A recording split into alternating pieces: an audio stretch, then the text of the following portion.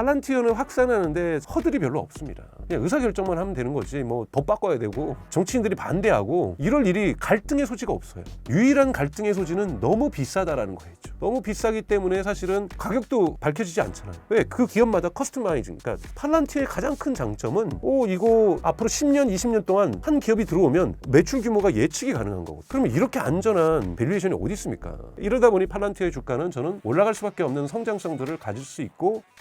팔란티어 주가가 신고점을 경신했는데요. 팔란티어 주가가 이렇게 급상승하게 된 이유는 무엇일까요? 두 가지에 있다고 봐요. 하나는 여러분 아시는 것처럼 고담이라는 거는 대정부 정부용이고요. 정부는 군사와 경찰, 정보기관 이런 걸 다 합치는 거고, 파운더리는 민간인 거고, 또 하나의 매출 구조가 발생을 했죠. AIP라는 거죠. AI 플랫폼이라고 해서 기업들이 이제 생산성 향상이나 워크플로우를 바꾸거나 RPA를 도입할 필요 없이 이 AIP를 통해서 업무 자동화 이런 부분들을 할 수가 있다는 부분에서 쉽게 해서 RPA 시장을 먹기 시작하고 있는 겁니다. RPA 시장은 뭐 여러분 아시는 이러한 소소한 자동화죠. 여러분들이 종합병원 가셨을 때 이리로 가면 돈을 선납하시면 이제 의사 만나고 의사 만나면 약 처방하고 뭐 이렇게 이게 다 컴퓨터로 자동화되고 있는 거거든요. 보험도 여러분들이 보험 나면은 상해보험 나시거나 실보험 나오면은 이거 찍어가지고 카피해가지고 또는 스캔 받아가지고 앱에다 올리시면 거기서 누군가가 볼 거고 그 본 다음에 어디 담당자 2차 담당자로 갈 거고 3차 담당자 가서 결정해서 돈이 입금이 되는 것. 이런 모든 과정이 요즘 RPA라는 걸로 자동화가 되고 있는데요. 이런 RPA까지 먹은 플랫폼이 AIP라는 거예요. 쉽게 이해하시면. 그럼 기업에서는 파운더리 엄청 비싸고 파운드리로 뭔가 투자 대비 ROI를 뽑으려면 오래 걸리는데 AIP까지 해주니까 이 AIP까지 있으니까 훨씬 더 파운드리도 쓰고 그러니까 즉 종합적인 의사결정 구조를 가질 수 있는 파운드리도 쓰지만 AIP도 쓰게 되는 것이 매력도로 지금 증가하면서 흔히 말해서 커머셜 어카운트들이 증가 속도가 늘어나고 있고 한국에도 중요하죠. 한국의 동아 오츠카에서 하다가 HD 현대도 하고 지금 삼성전자도 부분적으로 도입하기 시작하고 있고 또 이제 리셀러도 생겼죠. KT가 이제 리셀러로 한국에서는 이제 등록이 됐고 리셀러가 드러나면서 1차 영업 대상은 은행들이 지금 하고 있거든요. 워낙 팔란티어의 태생 자체가 은행권에서 시작을 했습니다. 9.11 테러가 끝나고 나서 만들어진 것이 팔란티어인데 이때 뭐 했냐면은 테러리스트들의 비정상적인 은행 거래를 찾아내는 것이 팔란티어 1차 과제였어요. 그래서 이 은행권 보안 처리를 대단히 잘하는 걸로 정평이 나 있습니다. 이런 부분들이 이제 맞춰지면서 꾸준히 이제 이 페네트레이션, 이 침투율이죠. 시장 침투율이 증가하기 시작하면서 팔란티어에 대한 확산 속도가 높아지는 거고요. 팔란티어는 확산하는데 제가 뭐 앞에 테슬라 영상에서 말씀드렸던 것 같은 그러한 허들이 별로 없습니다.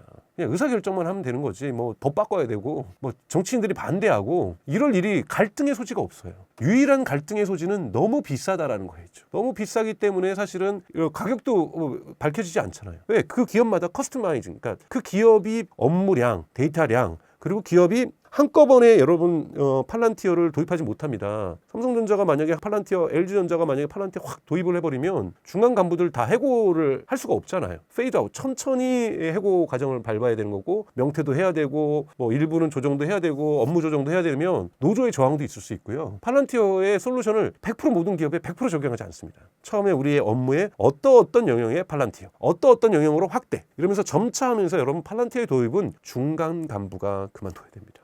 이게 되게 치명적인 거거든요. 그래서 기업의 저항이 있을 수 있어요. 그래서 임원들의 숫자도 줄어들 수 있고요. 그래서 기업이 단계적으로 도입을 하는데 한 번 단계에 들어서 확장하기 시작하면 한 기업에서도 매출이 고정된 것이 애뉴얼 리커링 레비뉴, 반복된 레비뉴가 있는 것이 아니라 리커링 레비뉴, 반복된 레비뉴가 증가합니다. 한 기업당 어카운트당. 이렇기 때문에 하나의 고객이 생기면 제가 말씀드렸던 라이프타임 밸류, 그러니까 즉 생애 밸류에이션, 그러니까 즉 이 회사가 존재하는 이상 팔란티어의 매출이 20년 매출이 대략적으로 예측이 돼요. 그러니 이거는 실적에 바로 통장에 돈이 꽂히는 건 아니지만 실적이 지금 돈이 꽂히기 시작하면 그러니까 올해 예를 들면 1억이 꽂히면 3년 뒤에는 얘네 분기별로 3억 내겠구나. 그다음에 5년 뒤에는 분기별로 5억 내겠구나. 이런 것들이 예상이 됩니다. 그러다 보니까 되게 안정적인 매출 예상 곡소와 매출 성장률이라는 게 계산이 되는 거고 그러다 보니까 룰 오브 40 이거 말씀 많이 드렸죠. 이 룰 오브 40가 너무 좋은 거예요. 왜냐하면 여기는 자동차는 여러분 테슬라 5년 전에 차 샀다고 보통 5년 주기로 신차를 구매한다는 게 평균 주기니까 5년 뒤에 테슬라를 또 산다라는 보장이 없는 거예요. 한 번 사면은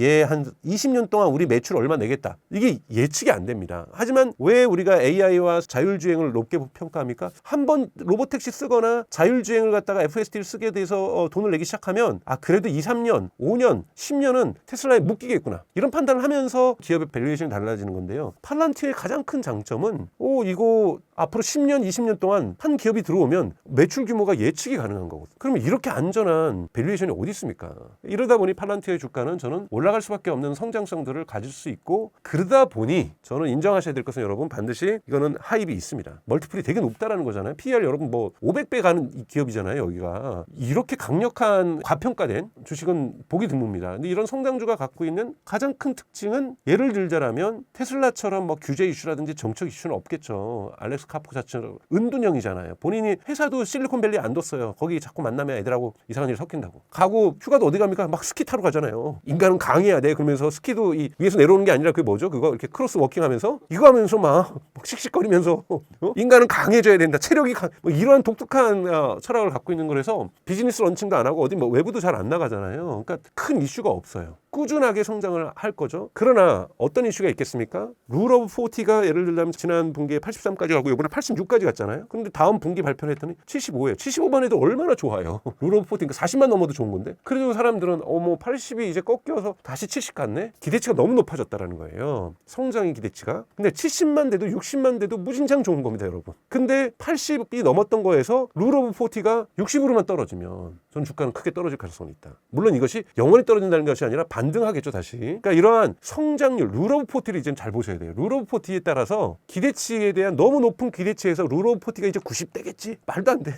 100대겠지? 말도 안 되는 기대치를, 인간은, 투자자는 심리잖아요. 계속 가져가게 될 거라는 거예요. 근데 이 룰 오브 40가 80이 깨져서 80이 유지돼서, 예를 들면 86이었는데 이번에 2분기 때는 84로 떨어져, 그때는 괜찮아요. 80 밑으로만 가도 주가가 떨어질 가능성 매우 높습니다. 그러니까 이러한 횡보죠. 횡보하게 될 가능성도 일정 시간 동안 있다. 이때 이제 투자 잘하시는 분들은 여기다 트림 전략을 쓰겠죠. 팔란티어가 그 미정부의 주문이 늘어나고 있다고 하는데요. 팔란티어 정부 매출 증가율은 어느 정도이고 미정부는 팔란티어를 더 사용하게 될까요? 제가 정확하게 이 성장률 모르겠지만, 그러니까 지금 팔란티어의 전체로 볼 때는 6대 4라고 여러분 쉽게 이해하시면 됩니다. 6은 정부 매출이고요. 4가 커머셜 매출입니다. 그리고 정부 부분에서는 계속해서 지금 증가하고 있는데요. 우선 연방 정부 차원에서의 매출이 있고 주정부 차원의 매출이 또 있습니다. 마찬가지로 독일 같은 경우로 치면은 독일 베를린 경찰국은 팔란티어를 쓰고 있어요. 연방을 안 쓰다가 연방군은 안 쓰다가 이번에 같이 쓰게 됐죠. 그러니까 이런 식으로 이제 연방 같은 경우에서도 계속 여러분 뭘 하려고 하냐면, 지금 비용을 아끼면서도 중국하고의 경쟁에서 앞서 나가고 싶은 것이 미국의 국방 전략의 핵심이죠. 비용은 아끼면서도 훨씬 더 국방력은 세지려고 하고 있습니다. 이것이 벌써 2022년, 2023년, 2024년에 행정명령을 통해서 국방 전략을, 디펜스 스트라테지를 미국이 계속 바꾸고 있는데, 거기서 어떤 단어가 나오면 치퍼, 싸게 생산한다. 그리고 그걸 싸게 생산하기 위해서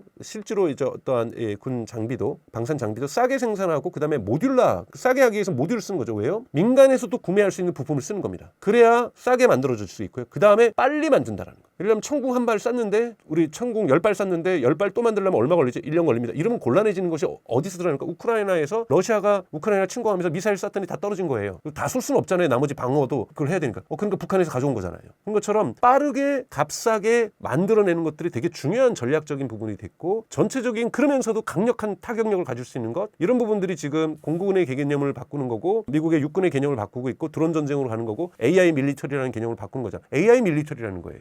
여기에 이 모든 또 하나 특징 등이 뭐냐면, 무기의 운영체계 OS를 도입하는 겁니다. 오퍼레이팅 시스템을. 그래서 AI가 제어될 수 있도록, 그러니까 뭐 이런 부분들로 가게 되면 팔란티어는 기본 장착이라는 거야. 팔란티어가 비용을 절감시킬 수 있고, 팔란티어가 미국의 국방력을 강화시킬 수 있고, 팔란티어가 오퍼레이팅 시스템, 제어 시스템을 가지면서 미국 장비들에 들어갈 수 있다는 거죠. 물론 팔란티어만 제어 장비를 만드는 것이 아니라 안드릴이 잘 만들죠. 라티스라고 하는 운영체계를 만들어서 모든 자신들이 납품하는 것은 운영체계를 가져가고 있는데, 팔란티어하고 API로 연결을 해놓습니다. 그래서 이런 부분에서 국방 부분에서는 계속해서 증폭될 수밖에 없고요. 그리고 미군하고 얼라이언스를 맺고 있는 연맹 국가들, 그러니까 나토가 이번에 들어간 거잖아요. 미국하고 그렇게 트럼프 된 이후로 유럽 국가들이 막 군사적인 독립, 자주국방 외치면서 예산 올리면서도 영국, 프랑스, 독일 다 나토 회원국이고, 나토 회원국이 팔란티어를 쓰기로 하면서 주가가 한번 점법을 하잖아요. 여러분 기억하시겠지만. 그래서 나토가 쓴다는 것은 유럽의 모든 국방이 쓴다라는 거예요. 그럼 여러분 한국 국방을 안 쓸까요? 반드시 쓰게 됩니다. 미8군하고 연합하기 위해서는. 아직 미8군 팔란티어 도입 안 한 거예요, 여러분. 미8군이 팔란티어를 도입하면은 그 순간 한국 군인들도 미8군하고 접속해서 연결하기 위해서, 싸우기 위해서, 한미 합동 군사훈련하기 위해서는 팔란티어 도입해야 됩니다. 그럼 일본의 자유대에는 팔란티어 도입 안 할까요? 저는 이거는 수순이라는 거예요. 그래서 이런 국방으로의 매출은 아직까지도 커질 여력이 크다. 근데 커머셜은 더 크다 봐야 되는 거고, 요번에 1분기 실적 발표하면서 잠깐 주춤하고 떨어졌던 이유는 팔란티의 주가가 좀 떨어졌었죠. 그 이유는 미국의 시장에서 팔란티의 성장 속도에 비해서 유럽과 아시아에서 성장 속도가 차이가 갭이 난 거예요. 그러니까 유럽에서와 아시아의 성장 속도가 예를 들면 20%라면 미국은 40% 정도가 나왔죠. 커머셜 부분에서. 그러면서 뭐지? 해외에서 미국에 대한 트럼프에 대한 거부반응 때문에 커머셜에서의 성장 속도가 둔화되는 거 아니야? 점점? 이거에 대한 두려움이 있었던 건데, 저는 여기에 아직까지 경쟁할 수 있는 기업이 없기 때문에 조금씩 유럽과 아시아에서도 이런 민감하지 않은 기업들은 팔란티어를 도입할 가능성이 높다라고 보고 있습니다. 앞으로 팔란티어 일정 중에 좀 눈여겨볼 만한 것들이 있을까요? 그래서 그러니까 이 여러분들이 이제 팔란티어 이제 투자 지금 이제 많이 크게 성장을 했고 뭐 최고 전고점을 찍고 있는데요. 앞으로도 막 2배, 작년에 사실은 2024년 3분기에서 4분기로 넘어가면서 가을에서 겨울 들어가면서부터 본격적으로 상승하기 시작했죠. 그래서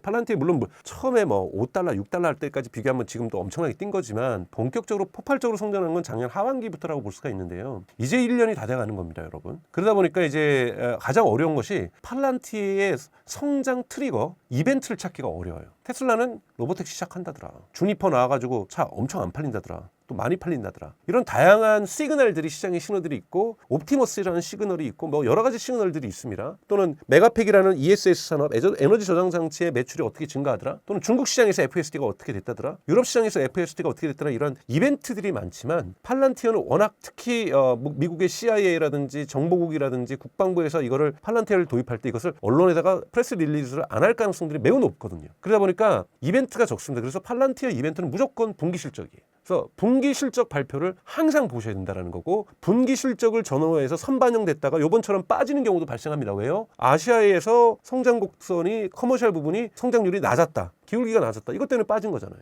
그래서 제가 말씀드렸던 것처럼 팔란티어의 주가를 보시는 것은 이미 엄청난 기대치가 높기 때문에 이것이 팔란티어 투자의 가장 큰 리스크라고 봐요. 높은 기대치를 만족시키지 못하는 분기 실적. 그래서 분기 실적이 좋을 때마다 전후에서 팔란티어 주가는 크게 변동될 수가 있고, 그리고 계속해서 팔란티어가 계속 성장하고 있으니까요. 사실은 룰 오브 40가 지금 80이 넘었잖아요. 그거는 매달 고객이 계속해서 늘고 있다는 거거든요. 그렇기 때문에 꾸준히 성장할 수밖에 없는, 롱으로 볼 때는 성장할 수 있다. 하지만 이제는 너무 성장했기 때문에 분명히 횡보 구간이 있거나 급락하는 구간들을 맞으면서 갈 거고, 이것을 뚫으면서 롱으로 가실 분들은 가시면 되는 거고, 이거를 기회를 이용하겠다. 기회를 이용하시면 되는데, 제가 좀 강력하게 추천드리고 싶은 것은 이것도 다 저는 분할 매수가 정답이다. 1월 시기에는 이제 계속해서 분할 매수 가셔야 되지. 팔란티어니까 크게 한번 여기다가 집어있는 것, 대단히 주가를 저는 맞추기 어려운 시기로 진입했다라고 볼 수 있습니다. 그래서 이미 이렇게 고공행진을 할 때는 분할 매수만이 저는 정답이라고 저는 생각이 듭니다. 네.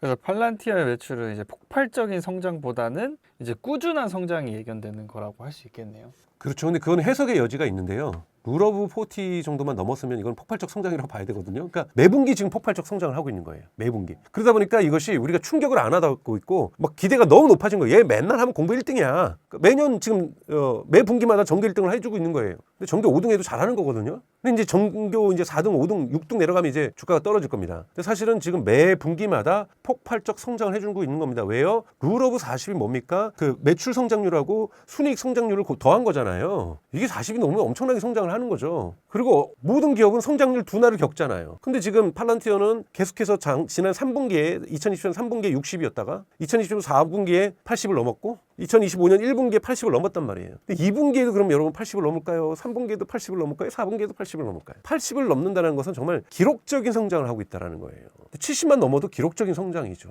이것을 어떻게 시장의 심리가 반영할지, 60을 넘었다고 박수를 칠지, 이건 저는 정말 모르겠습니다. 근데 저는 2년이 지나고 3년이 지날 때도 정말 40씩 넘게 막 2년, 3년 성장하면요, 이거는 어마어마하게 성장하는 겁니다. 전 그래서 그때까지 보면 지금 시점에서는 팔란티어의 매출은 계속해서 늘어날 거고 전체 이윤율도 계속해서 늘어나고 캐시플로우도 늘어날 거기 때문에 팔란티어는 큰 기업이 되어 있을 거라고 저는 보고 있어요. 근데 이 중간 과정들은 여러분들이 이제 해석하기에 따라 다르다고 저는 생각을 하고 있습니다. 그래서 폭발적 성장으로 볼 수도 있고 관점에 따라서는 이제는 완만한 성장이라고 볼 수도 있어요. 근데 여러분 보십시오. 엔비디아를 보세요. 엔비디아도 막 이제 2배, 3배 매출이 증가하는 건 안 하고 있잖아요. 그런데도 뭐 20%, 30% 성장해도 순이익률이 얼마나 큽니까? 말도 안 되는 순이익률을 갖고 있으니까 20%, 30%만 성장해도 정말 천문학적인 절대 액수의 금액을 벌어들이고 있는 거죠. 이거는 해석하기의 여지에 따라서 엔비디아를 좋게 보느냐, 이제 엔비디아 시대는 끝났다, 이렇게 여러 가지 해석이 지금 낳고 있는 것은 이미 그러한 고공행진을 하고 있는 과정에서는 해석을 다르게 할 수가 있는 거죠. 근데 지금 팔란티어는 이제 고공행진의 영역으로 들어가 버린 거죠. 그래서 팔란티어를 투자를 고려하시는 분들이 되게 딜레마인 게 이렇게 폭발적인 성장을 하는데 또 고평가이니까